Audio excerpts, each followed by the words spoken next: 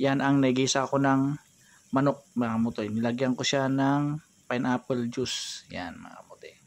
Yung manok na yan ay nagisa ko na at nilagyan ko pa ng kamatis mga kamote yan. Haluin natin ngayon. Ito ang pininyahang manok with gata mga kamote. Yan, halu-haluin natin. Kaso ito ang pininyang manok with gata na walang capsicum mga kamote.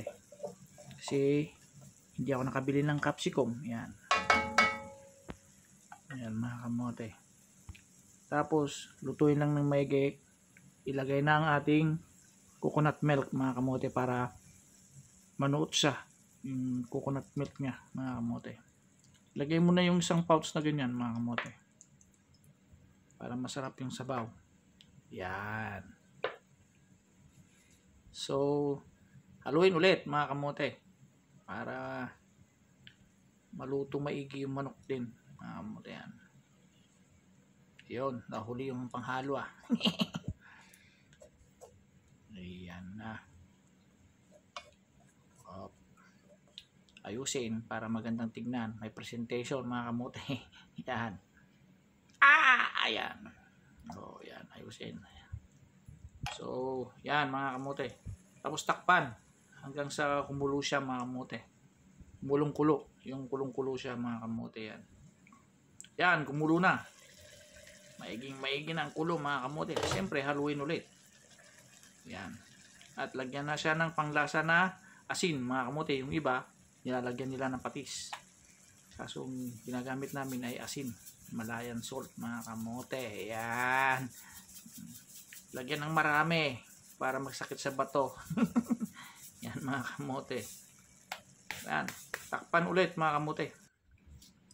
Yan. At kumulo na. Kumulo ulit. Luto na yung manok. Yan mga kamote. Lagay na natin ang susunod na ingredients. Yan. Yan ang carrots na matamlay. Matamlay siyang carrots mga kamote. Hindi kulay orange. Parang matamlay siya. Yan mga kamote. So haluin ulit para mainitan yung carrots at lumambot mga kamote. Yan. Yan. Halo-halo siya. Mas maganda sanang tingnan pag may capsicum na green tsaka pula mga kamote. Kaso wala. Lagyan lang natin mamaya ng sili. Para may pula-pula. Yan mga kamote. Yan. Ayusin ulit para sa presentasyon. Yan kamote. Yan. Ngayon takpan para hanggang sa kumulo na mga kamote. Yan, kumulo na. Sunod naman natin ngayon ng pineapple chunks. Yung mga kamote yan. May dagdag pa yan. Kunwari lang yun. Yan. Bato mo na. Yan. Pinagbabato mga kamote. Yan o. Yan. Ayan, may natira pa. Yan, may gata na. May pinya na mga kamote. Ewan ko lang kung kalalabasan sa loob ng tiyan mga kamote yan.